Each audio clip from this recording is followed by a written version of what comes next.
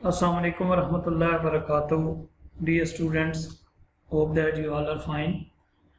जी आज का जो हमारा लेक्चर है वो जो हमने पिछला लेक्चर पढ़ा था उसकी कंटिन्यूशन में नेक्स्ट टॉपिक है and that is some application of the linear functions, और जिसके अंदर हम देखेंगे कि सिंपल लीनियर फंक्शन क्या है और मल्टीपल लीनियर फंक्शन क्या है, और फिर वो देखने के बाद हम उसके बाद देखेंगे कि लीनियर कॉस्ट और लीनियर रेवेन्यू और लीनियर प्रॉफिट फंक्शंस क्या हैं और कैसे फाइंड किए जाते हैं, और उसके बाद उनकी पर्टिकुलर सिनेरियो में रहते हुए इंटरप्रिटेशन कैसे की जाती है। तो ये आज का हमारा लेक्चर है। जी, हमें आज के लेक्चर में आगे बढ़ने से पहले हम ज़रा पिछले लेक्चर को रिकॉल करते हैं। लास्ट लेक्चर में हमने फंक्शंस को पढ़ा था, उसकी बेसिक्स पढ़ी थी कि फंक्शन क्या होता है और उसकी क्या कंडीशंस होती हैं। फिर उसके बाद हमने इसकी स्ट्रक्चरल करैक्टरिस्टिक्स देखे थे कि किस किस फॉर्म के फंक्शंस हो सकते हैं। जैसे उसमें कांस्टेंट फंक्शन था, उसके बाद उसमें सिंपल एक लीनियर की फॉर्म में था, क्वाड्रेटिक फंक्शन था, फिर पॉलिनोमियल फंक्शन था, उसके बाद रैशनल फंक्शंस थे, लॉगरिथमिक फंक्शंस थे, और फिर फर्दर हमने उसके बाद जाके कंपोजिट फंक्शन पढ़ा जिसके अंदर एक फंक्शन इनपुट हो जाता है किसी दूसरे फंक्शन की, और उसके साथ साथ फिर हमने दो फंक्शंस के ऊपर एडिशन, सब्ट्रैक्शन, दोनों फंक्शंस का सम, प्रोडक्ट और फिर डिवीजन, ये टर्म सारी हमने बेसिक्स उसमें देखी थी। और उसके बाद हमने फिर कुछ क्वेश्चंस किए थे इन्हीं से रिलेटेड, जिनमें कुछ सिंपल फंक्शंस भी देखे गए थे और फिर कुछ कंपोजिट फंक्शंस बना के तो उनके अंदर न्यूमेरिकल वैल्यूज़ पुट करके तो हम फाइनल कुछ आंसर्स भी निकालते थे। तो ये हमारा लास्ट लेक्चर जो था उसका एक रिव्यू था।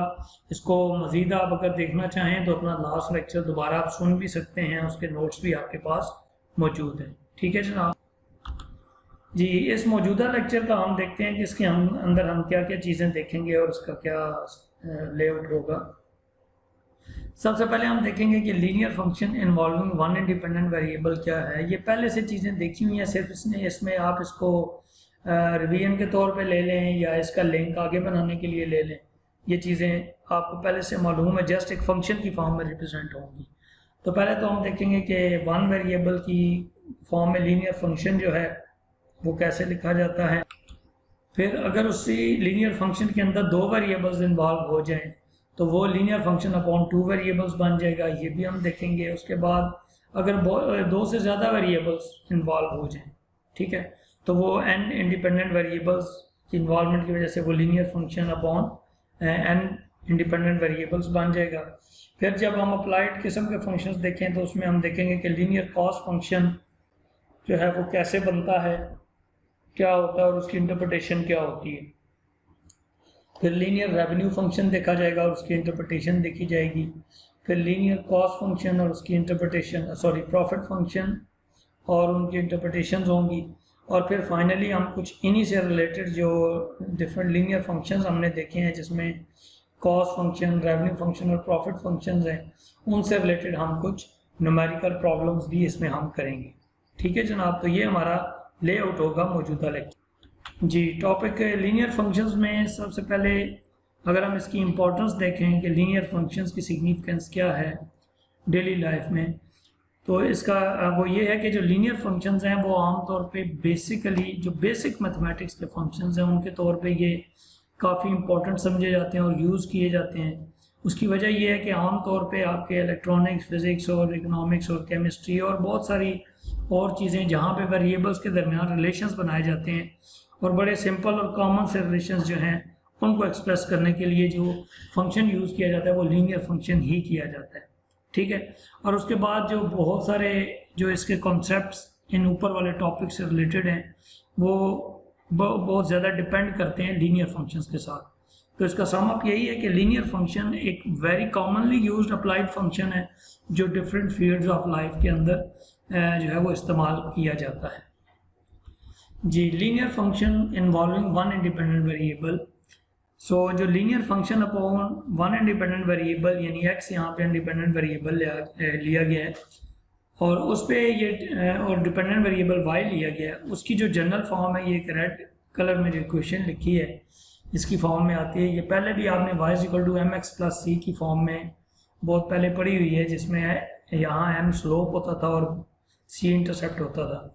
आज इसको एफ ऑफ एक्स के तौर पे ले रहा है कि यहाँ इनपुट x होगी और आउटपुट के तौर पे ये फंक्शन आंसर देगा।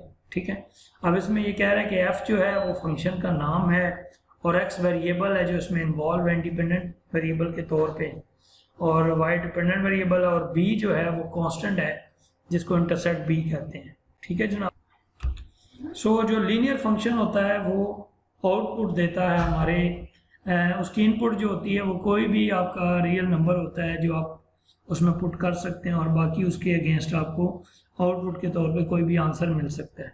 ठीक है जी, तो इसका मतलब है कि इसकी जो डोमेन है वो कोई भी रियल नंबर हो सकती है। ठीक, बाकी जो ग्राफ ऑफ इसका लीनियर फंक्शन का होता है वो अगर 2 पॉइंट्स हों और स्लोप हों तो उनकी मदद से सिंपली हम इसका वो स्लोप फाइंड कर सकते हैं, जिसको आप पहले m के नोटेशन से जानते थे और इसमें वो a कह रहा है, और ये आपके सामने वो कैसे लिखी गई है। इसको राइज ओवर रन कहते हैं। जो राइज है वो y एक्सिस के अपॉन आता है और रन जो होता है वो लॉन्ग x एक्सिस के आता है। ठीक है, राइज का इन अदर वर्ड्स बढ़ने को भी कहते हैं। जब आप बढ़ते हैं तो ऊपर की तरफ आप की मूवमेंट होती है, और जब आप रन करते हैं भागते हैं तो आप ज़मीन के जो है ना पैरेलल आपकी मूवमेंट होती है। तो इसलिए जो चीज़ अलॉन्ग x एक्सिस मूव होगी उसको रन कहा जाएगा। ठीक है, और जो चीज़ अपॉन y एक्सिस होगी उसे राइज कहा जाएगा। तो इस राइज और इस रन की जो रेशो है that is actually is called slope of the linear function. ठीक है जनाब। उसके बाद हमारे पास नीचे कुछ इसकी एक टेबल की फॉर्म में मैंने चीज़ें दी हुई हैं, और ये एक साइक्लिस्ट की एग्जांपल दे के मैं आपको समझाने की कोशिश कर रहा हूँ कि इसकी जो स्लोप की अगर डायरेक्शन पॉजिटिव है, ग्रेटर देन 0 है, तो इसका मतलब है कि जो इसका ग्राफ होगा वो फ्रॉम राइज होगा, बढ़ेगा फ्रॉम लेफ्ट टू राइट। इसका मतलब है कि एन इंक्रीजिंग फंक्शन है, ये एक इंक्रीजिंग फंक्शन होगा जैसे जैसे x इंक्रीज होगा। तो आप देख सकते हैं कि x इधर बढ़ने के साथ साथ ये चीज़ बढ़ेगी। तो ये बिल्कुल ऐसे ही है जैसे एक साइकिलिस्ट जो है वो इस तरह आगे मूव कर रहा हो। तो ये मैंने एक इमेज यहाँ पे डाला है इसको एक प्रैक्टिकल तौर पे समझने के लिए। तो जब भी मूवमेंट अपवर्ड हो तो इसका मतलब वेरिएबल्स के दरमियान पॉजिटिव रिलेशन है, और वो पॉजिटिव रिलेशन जो है वो a इज ग्रेटर देन 0 की मदद से ये आपको समझ आ जाएगा। उसके बाद दूसरा केस होता है कि जब ये स्लोप नेगेटिव हो, इसका मतलब ये फॉल करता है फ्रॉम लेफ्ट टू राइट। जैसे जैसे आप बढ़ेंगे तो ये चीज़ डाउनवर्ड आएगी और इसमें स्पीड आएगी नीचे आते हुए। ठीक है, इसलिए आपको ये अंदाज़ा हो रहा है कि साइकिल स्पीड से नीचे आ रही है, और इसमें जो स्लोप होता है उसमें नेगेटिव वैल्यू आती है, और डाउनवर्ड ये फंक्शन का ग्राफ होता है। ठीक है, उसके बाद आखिरी चीज़ है कि जिसमें आप बिल्कुल जो है सिर्फ और सिर्फ रन कर रहे होते हैं, राइज या फॉल इसमें नहीं आता। उसमें उस सूरत में स्लोप 0 होता है, इसमें ना राइज होता है ना फॉल होता है, सिंपली आप रन कर रहे होते हैं, और इसके अंदर जस्ट एक इंक्रीजिंग और डिक्रीजिंग कोई इसमें पैटर्न नहीं होता। इसका मतलब इसमें स्लोप 0 होता है। एक और इफेक्ट हो सकता है कि अगर मैं कहूँ कि इस साइकिल को एक दीवार के ऊपर चलाया जाए वर्टिकली, तो वो तो इम्पॉसिबल है, वो तो आप गिर जाएंगे। इसका मतलब ये हुआ कि यहाँ पे अगर यही साइकिल वर्टिकली दीवार पे चलाने की कोशिश की जाए तो इसका मतलब है कि ये ग्राफ y एक्सिस के पैरेलल है, और y एक्सिस के पैरेलल होने का मतलब है कि स्लोप अनडिफाइंड है। बिल्कुल ऐसे ही अनडिफाइंड है जैसे एक साइकिल का वर्टिकल लाइन के ऊपर, वर्टिकल लाइन के दीवार के ऊपर चलाना नामुमकिन है, ऐसे ही वर्टिकल लाइन जो है उसका स्लोप भी अनडिफाइंड होता है। उस सूरत में a की वैल्यू जो है वो इन्फिनिटी या अनडिफाइंड आ जाती है।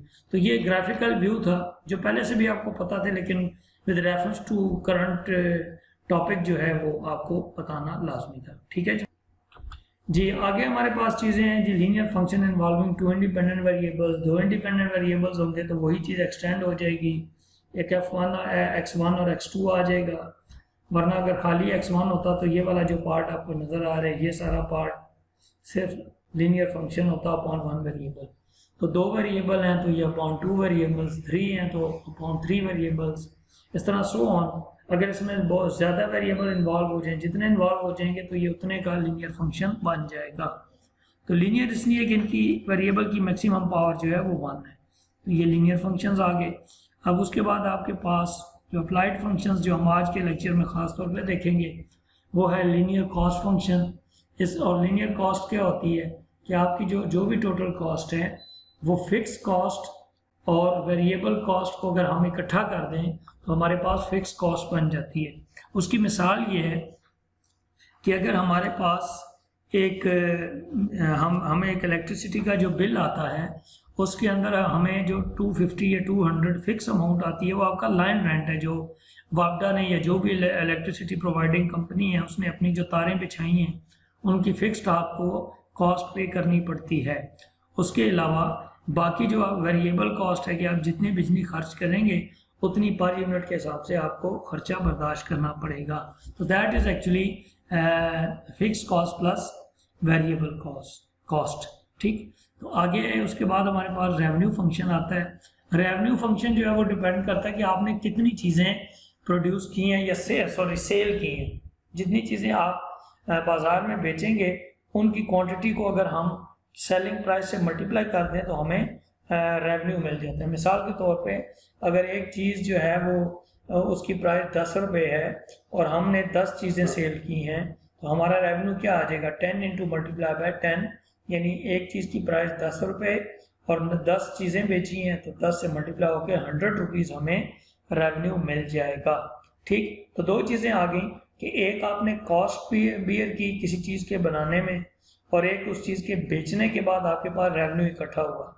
अब जो इसका फ़र्क आएगा ये आपके पास टोटल प्रॉफिट आ जाता है कि रेवेन्यू में से अगर आप कॉस्ट माइनस कर दें तो हमारे पास प्रॉफिट का आंसर आ जाएगा। ठीक है, अब अगर हमारे पास प्रॉफिट प्लस में आ रहा है इसका मतलब है कि रेवेन्यू ज़्यादा था कॉस्ट कम थी, जिसका मतलब ये है कि आपको फ़ायदा हुआ है, नुकसान नहीं हुआ। और अगर प्रॉफिट का आंसर हमारे पास प्लस नेगेटिव में आ जाए तो इसका मतलब है कि रेवेन्यू की वैल्यू कम थी, कॉस्ट ज़्यादा थी, आपने चीज़ जब बनाई थी आपको ज़्यादा खर्चा करना पड़ा और जब चीज़ आपने बेची तो आपको उसके ऊपर कम पैसे मिले जिसकी वजह से आपका प्रॉफिट नेगेटिव हो गया। ठीक है जी, तो ये ओवरऑल हमने चीज़ें आगे मतलब सवालों में भी देखनी है।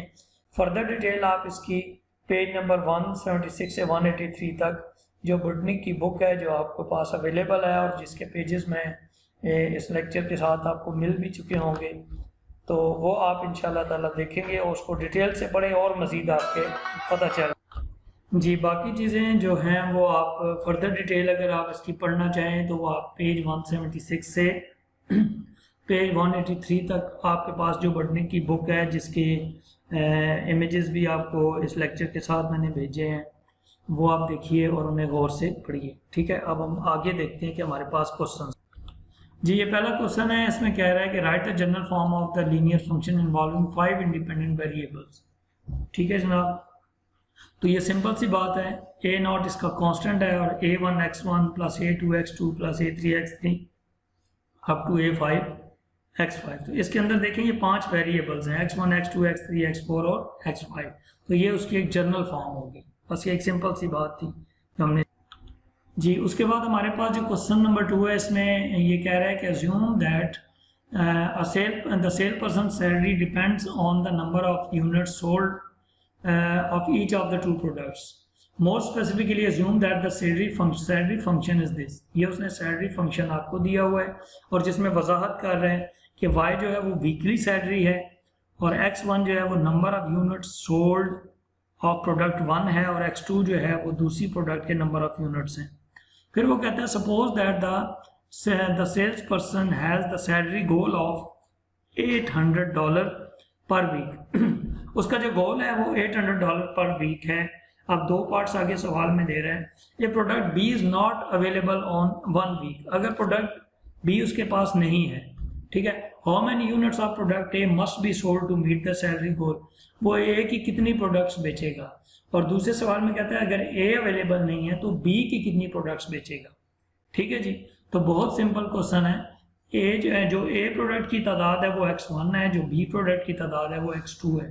तो हम क्या करेंगे, ए पार्ट करने के लिए हम x1 को 0 रखेंगे और इक्वेशन को 800 के इक्वल पुट करेंगे, क्योंकि फंक्शन का ये फंक्शन जो है ये आपका सैलरी फंक्शन है। तो सैलरी 800 के इक्वल रख के हम x1 को 0 करेंगे तो x2 का आंसर आ जाएगा और जब x2 को 0 रखेंगे तो x1 का आंसर आ जाएगा। और यही आप देख सकते हैं कि ये सैलरी का फंक्शन था 5x1 + 3x2 + 25।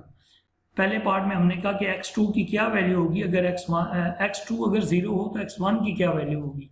तो हमने इसके अंदर x2 को 0 पुट किया और x1 निकाल लिया 155।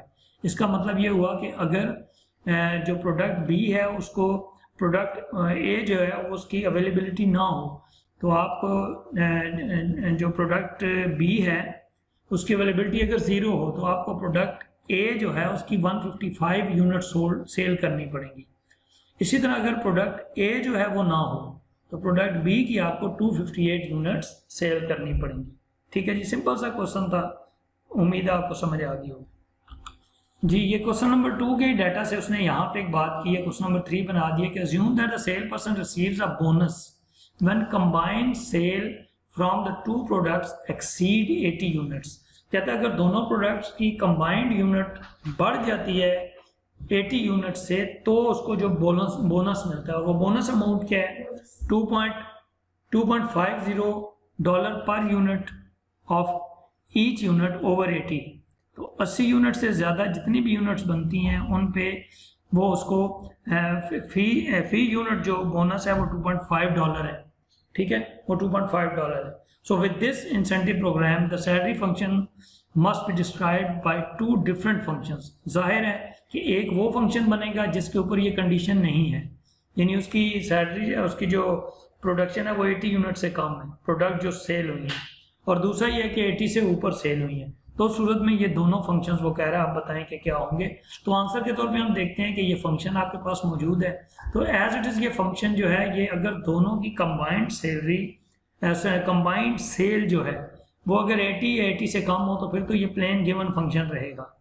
ठीक, दूसरा पार्ट क्या है कि अगर वो 80 से ज़्यादा हो तो फिर इसका मतलब है कि ए के साथ 80 वाला होगा और 80 से ऊपर पे उसने इंसेंटिव 80 से ऊपर उसने उसको इंसेंटिव दिए।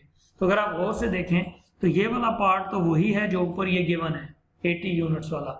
अब ये जो बाकी प्लस के साथ ये हो रहा है, ये क्या हो रहा है कि x1 + x2 जितने भी यूनिट सेल हुए हैं, फर्ज करें ये यूनिट सेल हुए हैं 100 दोनों मिला के, तो ये 100 80 से ऊपर ये कैसे बनेंगे, उस 100 में से मैं 80 माइनस करूँ तो मुझे पता चल जाएगा यहाँ 20 यूनिट इजाफी सेल हुए हैं।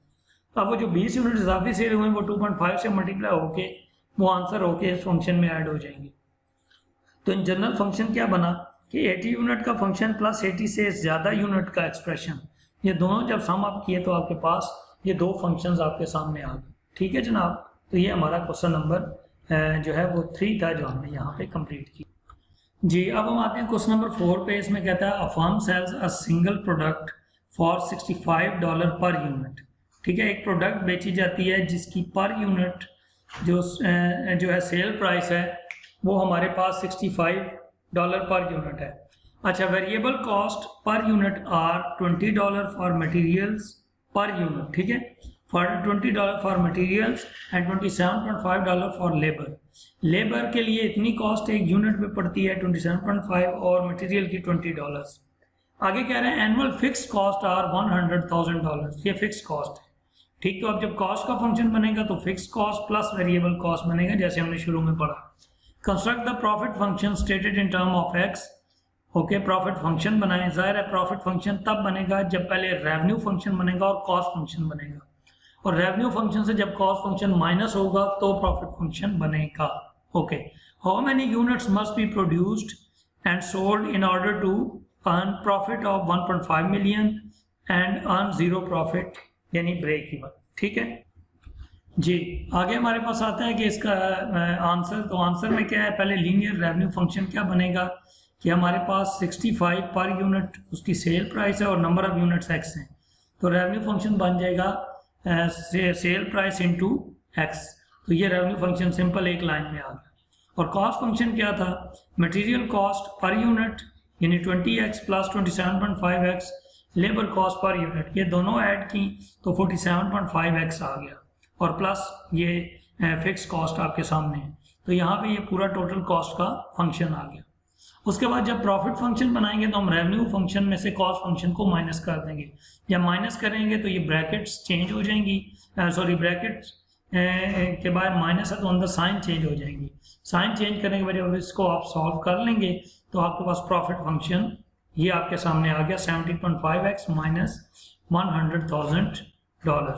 ठीक है जनाब। उसके बाद हमें जो इसका असल पार्ट था पहला वो ये था कि बताएं 1.5 मिलियंस के ऊपर हमें कितनी यूनिट्स प्रोड्यूस करनी पड़ेंगी अगर हम इतना प्रॉफिट लेना चाहते हैं 1.5 मिलियन।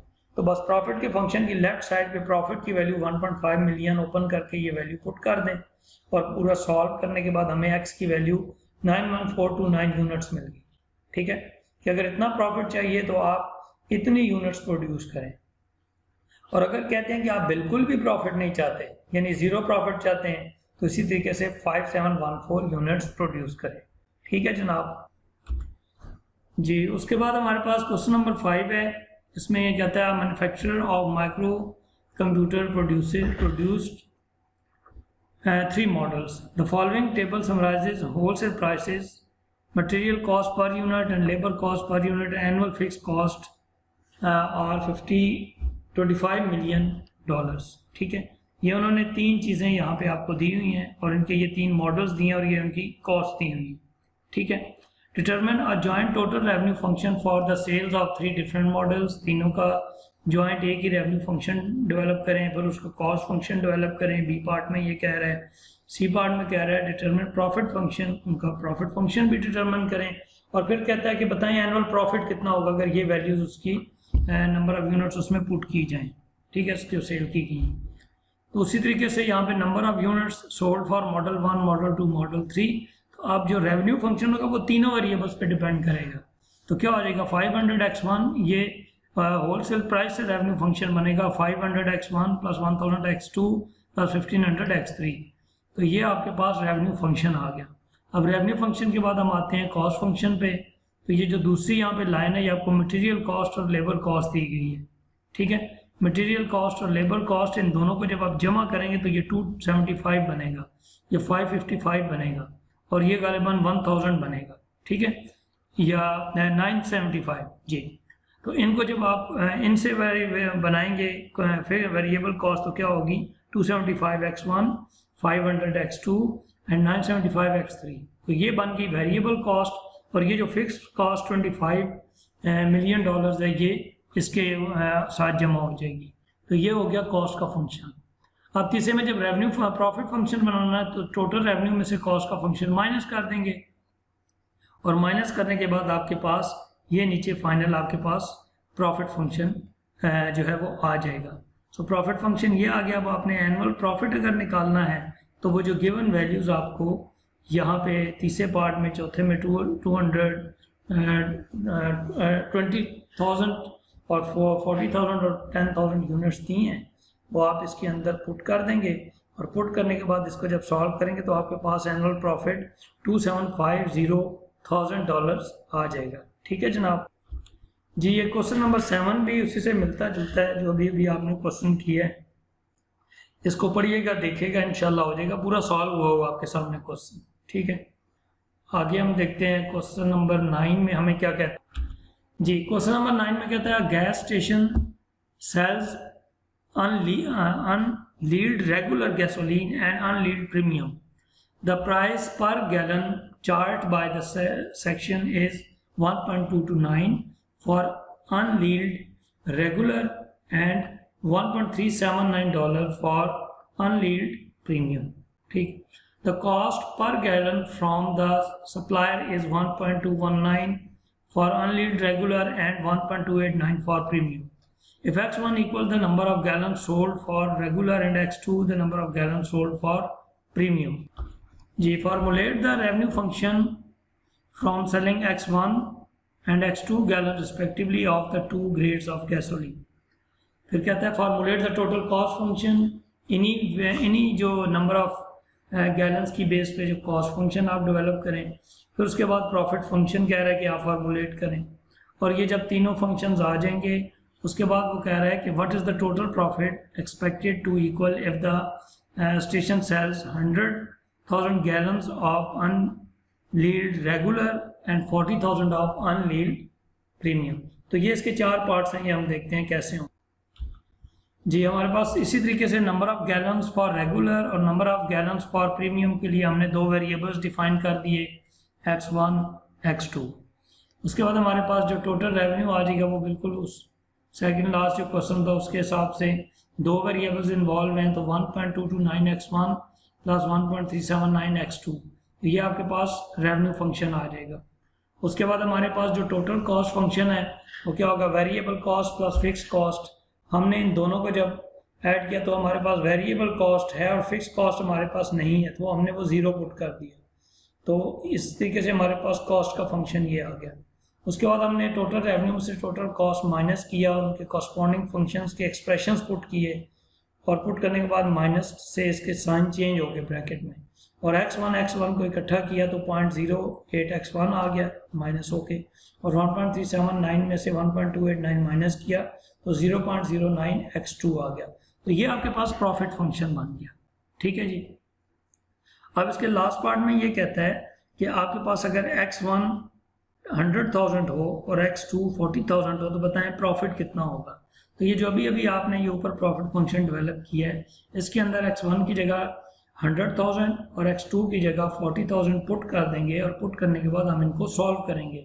सॉल्व करने के बाद हमारे पास जो फाइनल आंसर आया है वो 11,600,000 आया है, सॉरी $11,600 आया है। तो इसका मतलब आपको इन नंबर ऑफ यूनिट्स पे इतना प्रॉफिट मिलेगा। ठीक हो गया जी। बाकी जो इससे रिलेटेड जो क्वेश्चंस हैं वो आपके सिमिलर मेथड्स है, यानी आपने पहले रेवेन्यू फंक्शन डेवलप करना है, फिर कॉस्ट फंक्शन डेवलप करना है, फिर उसके बाद उनको डिफरेंस लेके प्रॉफिट फंक्शन फाइंड करना है, फिर जब वो फंक्शन आ जाए उनमें वैल्यूज पुट करके तो प्रॉफिट फाइंड कर सकते हैं, या अगर एक वेरिएबल है तो प्रॉफिट पुट करके वापस आप वो वैल्यू फाइंड कर सकते हैं। ठीक है। इंशाल्लाह ताला नेक्स्ट लेक्चर में हम लीनियर डेप्रिसिएशन फंक्शन देखेंगे और डिमांड और सप्लाई फंक्शंस को डिटेल में पढ़ेंगे और उनसे रिलेटेड कुछ क्वेश्चंस को भी हम देखेंगे। ठीक है। आज के लेक्चर का अगर ओवरव्यू देखें तो वो सिंपल ये था कि लीनियर फंक्शन क्या है, और उसके बाद उसके अंदर इन्वॉल्विंग टू वेरिएबल और n वेरिएबल्स क्या है, फिर linear cost function, linear revenue function, linear profit function पढ़ने के बाद हमने इनके कुछ बेसिक देखी कि इनकी फॉर्म्स क्या हैं। उसके बाद ये स्लोप का फार्मूला, राइज ओवर रन, और फिर इसके ग्राफ को हमने देखा। ग्राफ देखने के बाद फिर ये प्रैक्टिकल एग्जांपल के तौर पे मैंने आपको समझाया कि ग्राफ अपवर्ड राइट मूव कर रहा है या लेफ्ट डाउन आ रहा है या पैरेलल टू एक्स एक्सिस रह रहा है। उसके बाद हमने ये लीनियर कॉस्ट और लीनियर रेवेन्यू और लीनियर प्रॉफिट फंक्शंस देखे। ठीक है जी। बाकी ये जो लेक्चर आपने लिया है इसको गौर से देखिएगा, ये बहुत आसान है, तकरीबन पिछले लेक्चर से फैमिलियर चीज़ें मिलती जुलती हैं।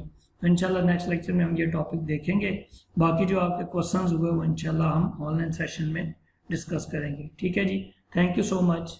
अल्लाह हाफिज़।